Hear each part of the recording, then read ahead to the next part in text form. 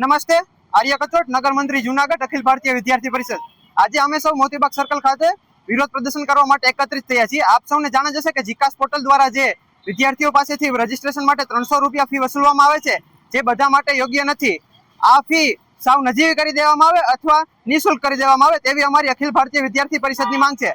અને બીજું એ કે છેવાડામાં રહેતા વિદ્યાર્થીઓ જેને ખ્યાલ જ નથી કે જીકાસ પોર્ટલ શું છે, એટલે તેમના સુધી પણ આ માહિતી પહોંચાડવામાં આવે. અને બીજી એક અગત્યની બાબત એ છે કે જીકાસ પોર્ટલમાં માત્ર ગવર્મેન્ટ યુનિવર્સિટીઓનો જ સમાવેશ કરવામાં આવે છે. અમારી એવી માંગ છે કે જીકાસ પોર્ટલમાં બધી ગુજરાતની પ્રાઇવેટ યુનિવર્સિટીનો પણ સમાવેશ કરવામાં આવે.